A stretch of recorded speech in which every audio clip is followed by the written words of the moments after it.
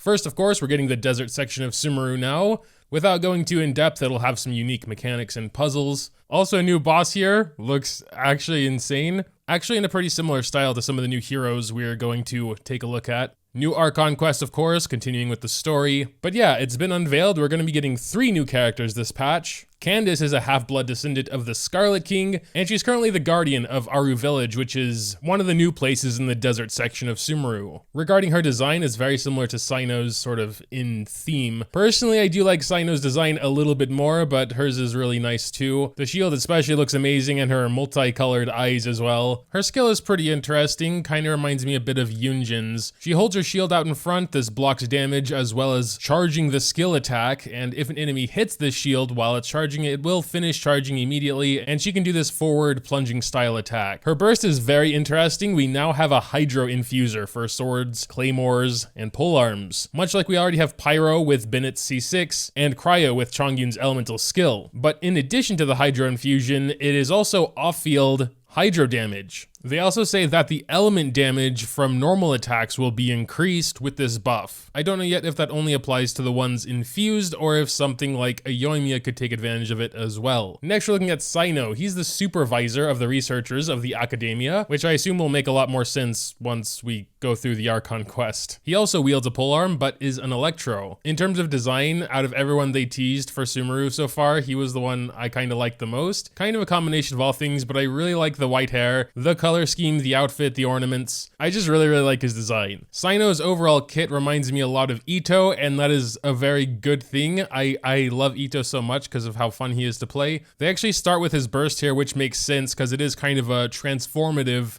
thing. When he goes burst mode, his normal and charge attacks are converted to Electro. Thankfully or unthankfully, however you want to look at it, this cannot be overridden, which is of course interesting because we just talked about a character that does Hydro Infusion. And of course with units like C6 Bennett running around, those are always nice to see in my opinion. He'll also buff himself. He'll get an Elemental Mastery boost as well as resistance to interruption. Also interesting, he gains immunity to electrocharge damage. So go wild with your taser comps. He won't be affected. I imagine that might have something to do with Dory because Dory can imbue yourself with Electro now. So it might be pretty interesting to literally electrocharge yourself to have it bounce to other enemies. We're talking about his elemental skill second because you use it during burst. Because if you use it during the burst, it seems to be a pretty strong attack, and it will also increase the duration in which he is in this mode. Next, we're looking at Nilou, I'm not sure, sorry. I'm gonna call her Nilou because that's what it sounds like they're calling her. She is a Hydro sword user. I'd mostly classify her kit as support. She seems to have a lot of off-field Hydro application as well as various buffs here and there, but I'd say she does have some damage potential as well, so let's go ahead and talk about her elemental skill. But yeah, on the surface, she does seem rather complicated. When you cast her skill and start normal attacking again, different things can happen on the third normal attack. If it's a normal attack, she'll end the combo with a massive Hydro blade that pierces targets, applies Hydro, and does damage. If instead of doing a normal attack with that third hit, you do her elemental skill again, she'll deal AoE Hydro damage and have a ring of Hydro surrounding her, or the active character, and this will apply wet to opponents, meaning it could be good for a lot of melee Pyro users, Diluc main, or honestly any Hydro reactions where you're getting close to the enemy, so any melees,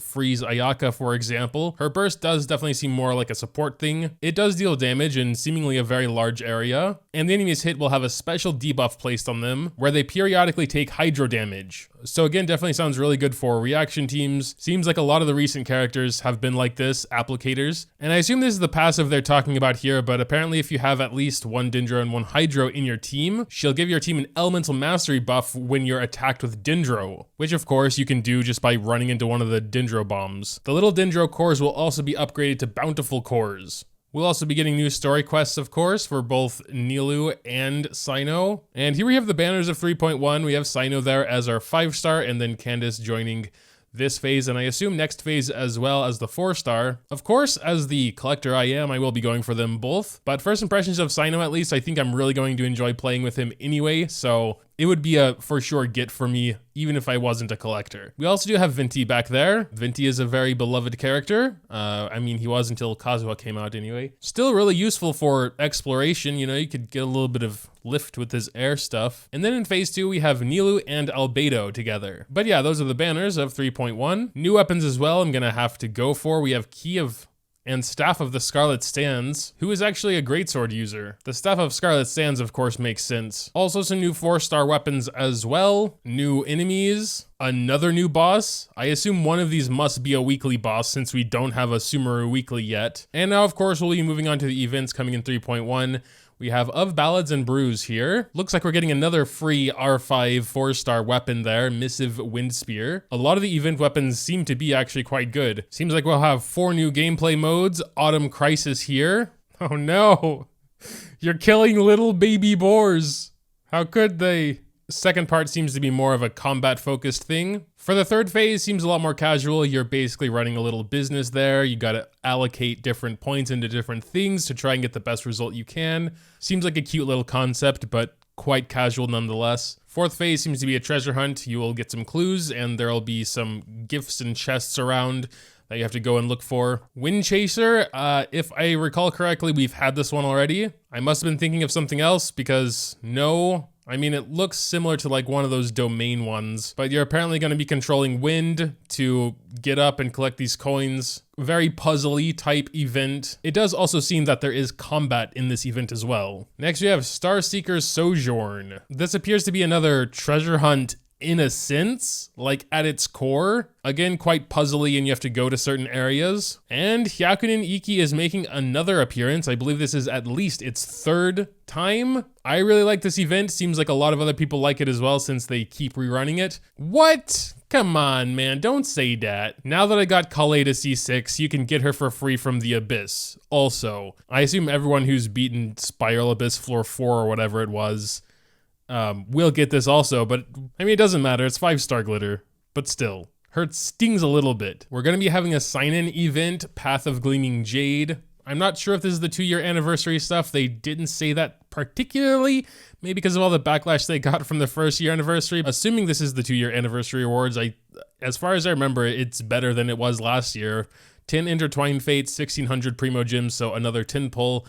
4 Fragile Resin, Jumpty Dumpty, little special effect there, and then Cloud Retainer's Demasked Device is kind of a little pet like the Sealy or, you know, the little Oceanid dude. Looks really cute though. Oh, let's go, Whales Rejoice. The top-up bonus is getting reset. I'm pretty sure in the whole 2 years, this is only the 2nd time they've done that. Very cool, very cool. Wait a second. Are they talking about end-game content? Probably not, but permanent gameplay. That's something I've been saying they need for a long time now. It's basically only Abyss. Everything else comes and goes, all the events and everything, and you know, they do a lot of events and their events usually are pretty big, but still.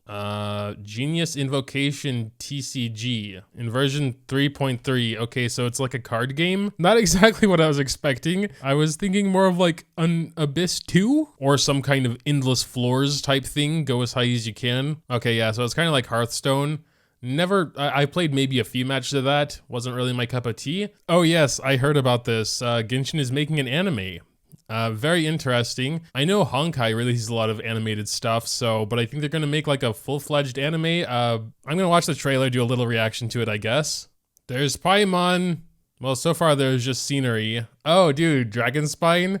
I wasn't even trying to take note of like what areas we're looking at here. And I didn't even think it would take place in Teyvat, but I guess it will, won't it? I kind of figured it'd just be like Genshin characters doing some wacky stuff. I don't know.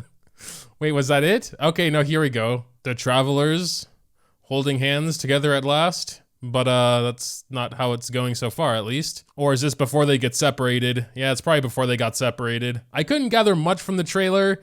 The animation just technically looks pretty good. There seemed to be quite a lot of CG stuff, which I guess is kind of normal for a lot of the modern animated stuff, but I'm glad to see that, at least from the looks of it, the characters and such are still hand-drawn, animated, whatever. And yeah, it makes sense. They've also had a comic running for a while, and usually, you know, that just leads to animations a lot. And yeah, other than a few other production type things, that was pretty much it for 3.1. Again, pretty large update considering we're getting another new area, or basically second part of Sumeru there. Some interesting announcements as well, like the permanent trading card game, the animation series they're working on, of course. But yeah, tell me what you think in the comments down below. Dropping a like, subscribing to the channel if you enjoyed is always greatly appreciated as well.